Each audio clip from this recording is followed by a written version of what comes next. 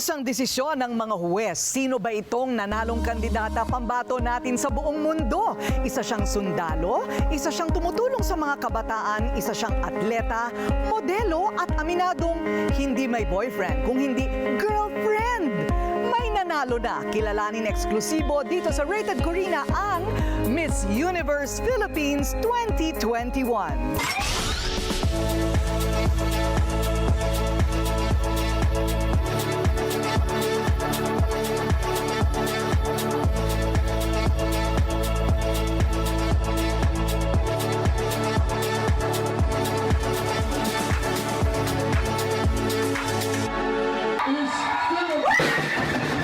Isa sa pinakahihintay ng lahat ng pageant fanatics sa Pilipinas ay ang, syempre, ang Miss Universe Philippines. Ang organisasyon ay nasa kanilang pangalawang taon na. Iya Oksanya Mateo, Iloilo City. Nauna nang magbigay karangalan si Rabia Mateo sa ating bansa nang itanghal siya bilang Miss Universe Philippines 2020. Miss Universe Philippines 2020 is Miss Iloilo! Philippines. Nagwagi pa rin siya nang makapasok siya sa top 20 sa nakaraang Miss Universe na ginanap sa Los Angeles, California. Hindi man niya nakamit ang pinakaasam na corona para kay Rabia at sa kanyang mga fans, lalo na ng mga Ilonggo. Siya pa rin ang tunay na reyna.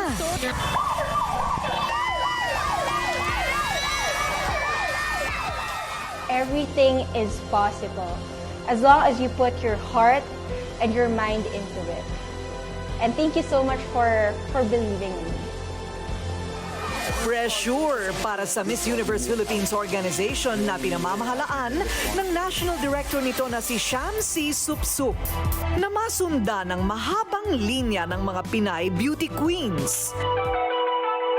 Simula kay Miss Universe 1969 Gloria Diaz, Miss Universe 1973 Margie Moran, ang confidently beautiful Miss Universe 2015 Pia Wurtzbach, at ang Miss Universe 2019 Catriona Gray. Wow, Voltaire, second year nyo pa lang. Sa panahon ng COVID, siguro ang hirap. Ano ang biggest challenges ng pag-mount ng Miss Universe Philippines? Well, I'd like to say it's very easy, but unfortunately I cannot. Last year, apparently, seemed easier last year. And then this year, alam mo naman yung pabago-bago ng mga status from GCQ to MECQ, and then all of a sudden alert level 4. We also prioritize, of course, the girls, that we don't want them to have like an overextended period of being in a pageant. Kasi alam mo naman yung pag nagsimula sila, syempre nakadiet yan, nakaprepare. And we don't want them na parang hindi nila alam yung future nila because the uncertainty really causes a lot of anxiety. Wow, I think... At ngayon, naging mahigpit ang kompetisyon ng mga Pinay kandidata. Dahil ayon na rin sa mga nag-organisa, sa dami ng magaganda at matatalino, maging sila'y nahirapan ding mamili. Naku, may pressure ba? Kasi naman, di ba, kailangan na daw masundan ni Catriona, demanding ang mga Pilipino. So, well, we do have several. Kumusta ang pressure sa inyo? For us, it's always like putting your best of intentions and at the same time focusing on what you need to do. And that's what we did. And we're very happy that we have Bea Gomez as our Miss Universe Philippines this year. We choose along with the judges, we choose it to the best of your ability. And you choose it knowing your gut. And from there, destiny follows. A Love to Lash, real clinical trial from the United States. Use it and in 4 weeks, makikita nyo na ang difference. Pahaba na ng pahaba ang inyong pilikmata. Tried and tested, A Love to Lash.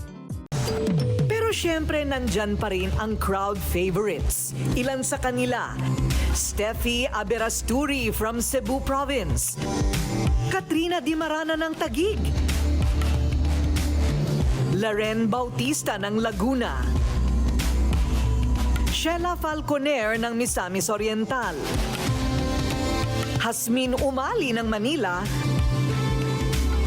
at Kisses de la Vie na isang artista. Pero bago pa man ang coronation night, patalbugan na ang mga kandidata sa pre-pageant.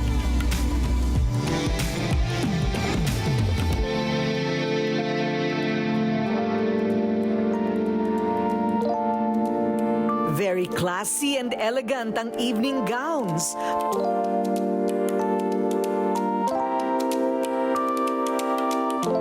Pasabog ang national costumes. Siyempre, may panel interview din para sa Q&A. Walk on stage and be confident in themselves.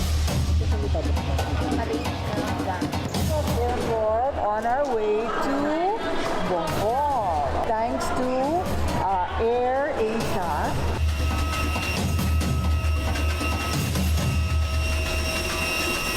So, the good thing about flying Air Asia is their cabins are 99.9% free of bacteria and viruses because of what they call the technology that is HEPA filters. Pinapatay noong, ewan ko yung makina nila, yung bacteria or viruses na umiikot sa buong cabin.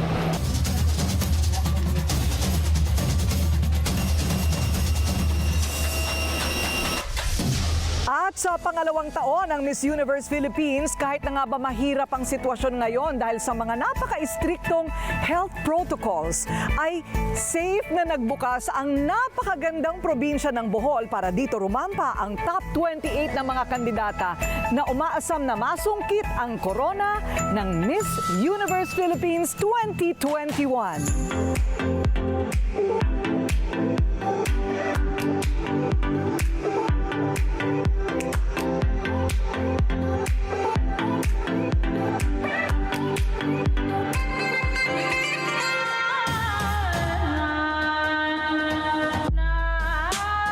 Nangyari na nga nitong nakaraang Huwebes lang ang pinakainabangang Coronation Night. And I am honored to be back to host Miss Universe Philippines 2021. A round of applause.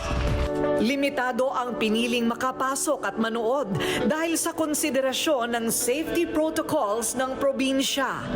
Bigatin ang mga judges, ilan sa kanila ang celebrity doctor na si Dr. Vicky Bello, commercial director na si Joanne Golong Gomez, at fashion designer na si Joji Loren. And there Hindi na namin kayo bibitinin pa. Ilan sa mga nakasungkit ng special awards ay sila: This year's Miss Photogenic is Masbate, Kirsten Daniel Calavin.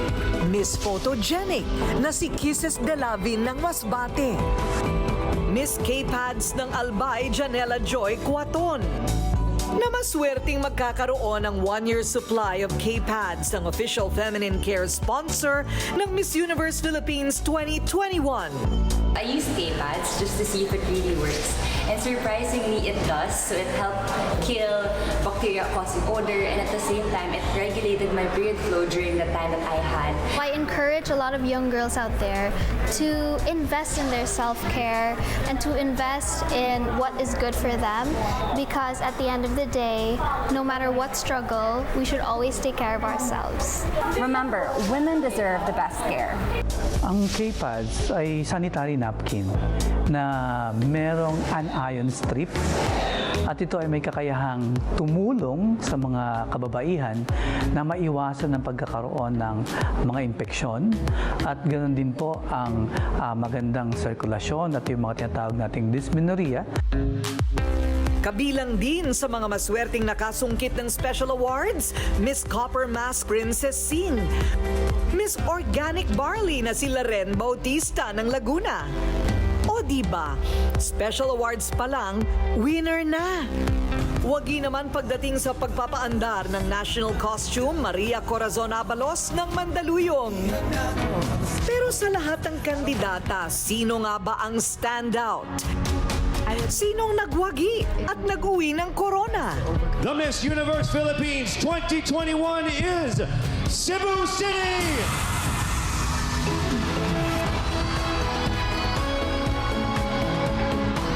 Taliwas sa mga nakasanayan nating beauty queen, ang bagong Miss Universe Philippines 2021, Beatriz Luigi Gomez, ay aminado at proud advocate ng LGBTQ+ community. eksklusibo ko siyang nakilala. Fresh mula sa kanyang pagkakapanalo. Congratulations, Miss Cebu! Bea Luigi Gomez! Congratulations! Siyempre, ang tanong ng lahat, nakatulog ka ba kagabi? I only slept for 2 hours, but I feel really energized and excited for today. Wow, My oh my first day. gosh, hindi halata. Ganun pala talaga ang mga Miss Universe. Kahit walang tulog, glowing pa Yes, rin. of course. What do you think was the winning factor for you in this pageant? Well, they said, the judges, for me, I was just really trying to be myself because I cannot be not anybody else out there. So I think that's the winning factor, not trying so hard. Just relax lang, enjoying the moment. I think it's a huge help talaga when you join pageant. You are an admitted lesbian. Yes. Hindi ka natakot aminin yon? From the start, hindi po talaga. Because for me, love has no gender. So parang whoever you're attracted to, it doesn't really matter. So for me, it's not something that you should hide about. Pinagmamalaki niya ang kanyang girlfriend for 6 years na si Kate Hagdon. Lantad sa mga social media posts ni Bea kung gaano siya ka-in love at ka-proud sa kanyang girlfriend. Para sa kanya, love wins. Hindi lang postura at aura ang mayroon si Beatrice. Pinatunayan din niya ang kanyang galing pagdating sa Q&A. At pati ako, pinasampulan din niya, syempre. So, Bea, we're going to play a game. Call it Practice for Miss Universe 2021. Magpapakita kami sa iyo ng 5 litrato at ang gusto namin, Beauty Queen answers. Okay, what first comes to your mind? Charan! Ano ang pumapasok sa isip mo? Ano ang message na sinasabi nito sa'yo? That photo reminds me of my purpose. And back home, I've been working a lot with children, and that's the reason why I've been volunteering a lot, especially in the Philippine Navy Marines with all of their humanitarian aid causes. And then? It reminds me of our journey in life.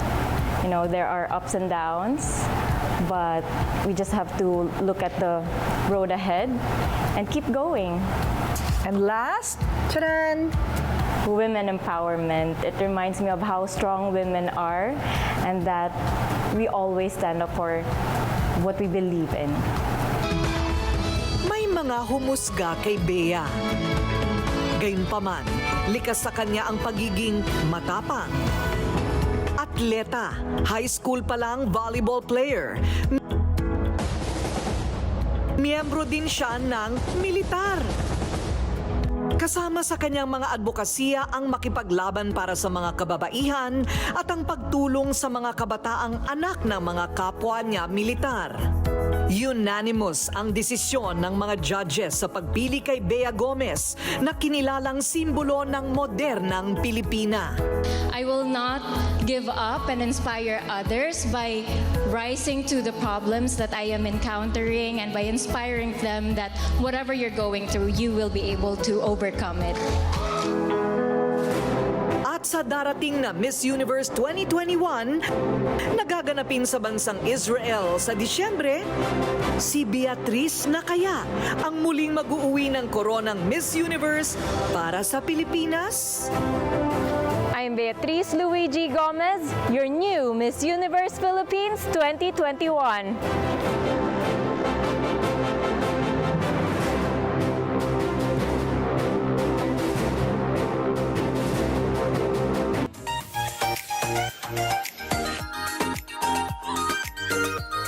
The Pampakit. Itong Pampakit, ang bago nating packaging is meron na siyang bintana. So hindi nyo na kailangan buksan. Naku, yung mga miron, bubuksan, tatanggalin para makita kung nandiyan ba talaga sa loob lahat ng 3 products all in one. And you save 95 pesos pag bumili kayo ng kit na. Kasi nabibili naman ito ng tingi-tingi.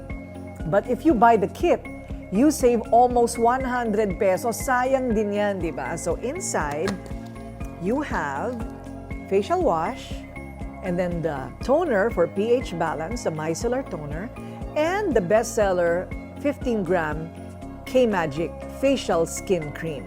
Yan ang iyong beauty routine, okay? So, ito ang tinatawag nating pampakit.